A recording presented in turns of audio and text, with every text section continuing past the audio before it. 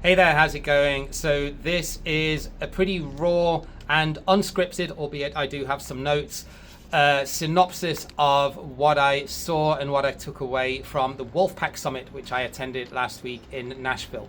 So after a very long flight and not very much sleep, here are my thoughts and musings. So first of all, what is the Wolfpack Summit? For anyone that doesn't know, the Wolfpack Summit is organized by Connect House, and it's a gathering of, I would say, about 80 people in total that were there. So it's a pretty intimate event, and it's targeted at leaders of small agile procurement teams. So typically these are going to be leaders of procurement teams of less than 10. In fact, a lot of them were actually lone wolf procurement leaders, teams of one, building their function from scratch. A lot of the attendees were from new economy businesses, so internet-based, web-based, service-based tech companies. There were a couple of more traditional businesses there. Banking, financial services was represented too. Very, very few businesses that actually had manufacturing or a supply chain. So it was very much skewed towards businesses that are predominantly dealing with indirect spend. Of those 80 people, I would say probably about 25 of them were with the sponsors. So it was a very, very good practitioner to sponsor or buy side to sell side ratio in that sense. It wasn't crawling with salespeople. And one of the biggest things that I took away were just how intimate and how open a lot of the conversations were that were had.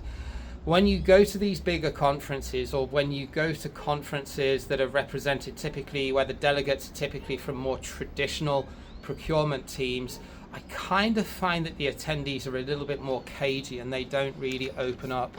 Maybe it's because I would say on average it was a slightly younger crowd than what you would see normally at procurement events, but I don't think that was it. I think it's genuinely people in that space sort of have an affinity with one another because they're all kind of doing the same thing and stumbling across the same problems. So that was really, really nice to see. And of course, yes, a few beers were had in the evening, and that always loosens up the conversation a little bit. But nonetheless, I was really, really positively impacted by how open everyone was to share honest thoughts and feedback around some of the challenges that they're experiencing.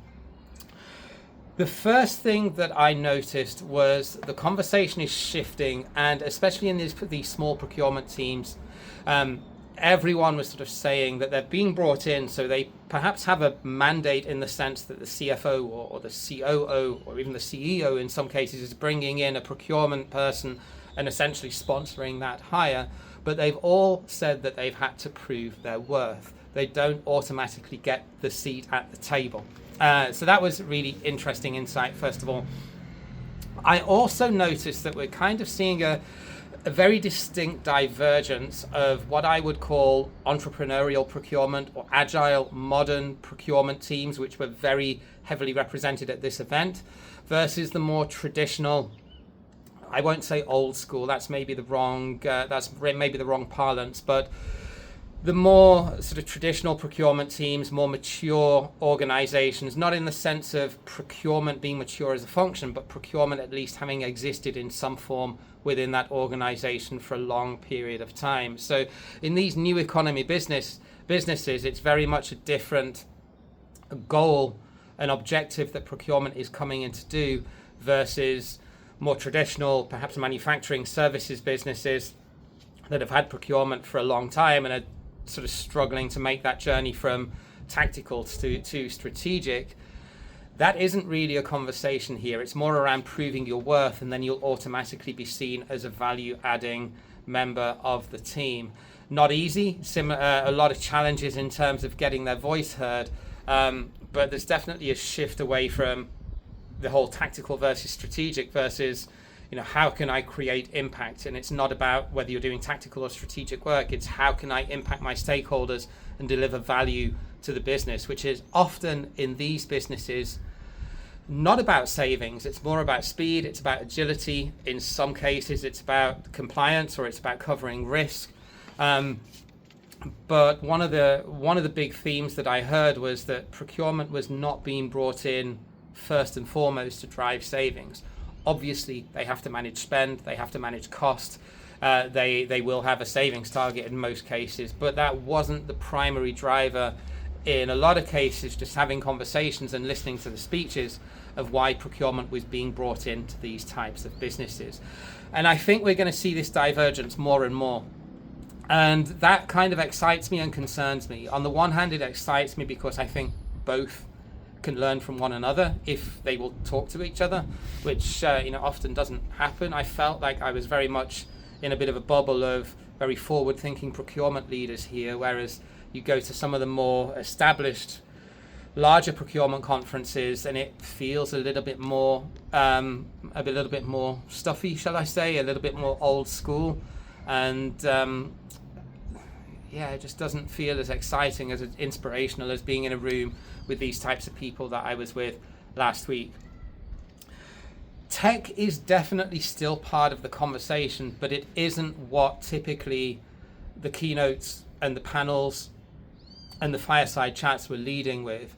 So everyone's got it on their radar, right? Especially, AI, everyone's expecting you to be able to do more with less because of AI and what that enables in terms of productivity, if you know how to use it and how to deploy it, which is very much a big if. Maybe do another session on that another time. But the conversation isn't leading with tech. The conversation is leading with, how can I be a good people manager and a good influencer and marketer and enabler and facilitator with my internal stakeholders in order to get me the respect within the business that will enable me to drive change. And part of that change will probably almost certainly be some tech at some point, but these agile, entrepreneurial, modern procurement leaders are not walking in with a mandate and an immediate 100 grand to go out and drop on an intake and orchestration platform, or indeed any other piece of tech.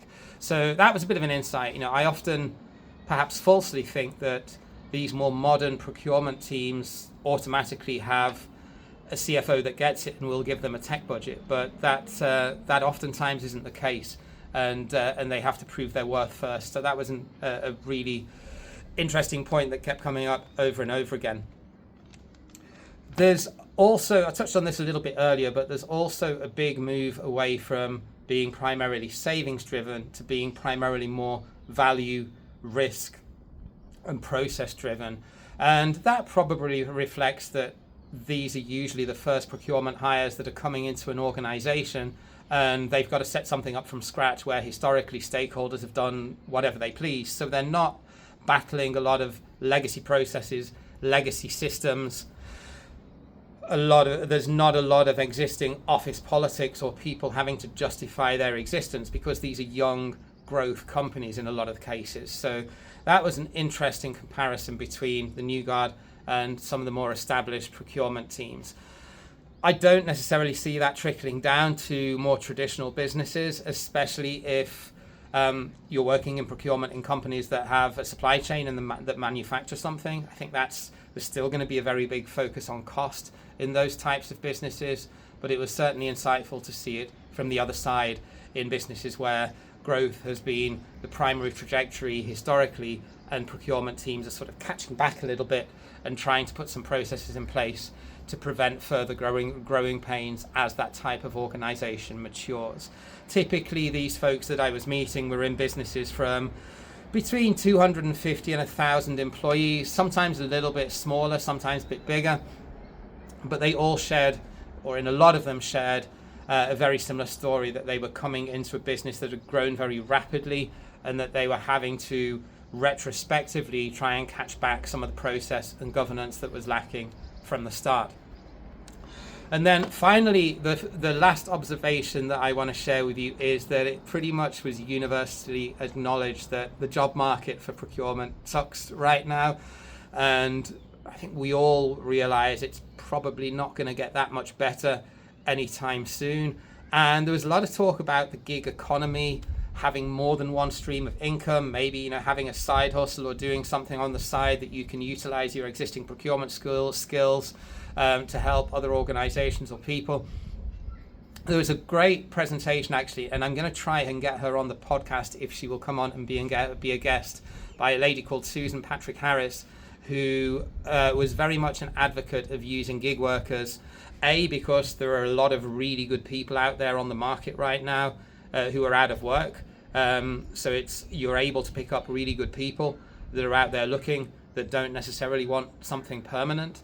And B, just getting that level of specialism that's going to be required now, whether it's AI or whether it's implementing tech or whether it's doing due diligence on suppliers or whether it's a specific area of category expertise, specifically with something like IT or real estate or marketing or a certain type of raw material if you're in manufacturing. Getting someone with that deep category expertise might not necessitate a full-time hire if you have just one or two big tenders that you're doing per year. And it kind of surprised me that the US is sort of leading with this rather than Europe, given how difficult it is to fire people in Europe because of labor law. You would have thought perhaps that European teams would have embraced this a little bit more, but it does seem to be Americans that are starting to embrace this model more. And where I'm seeing some traction in this whole gig procurement economy.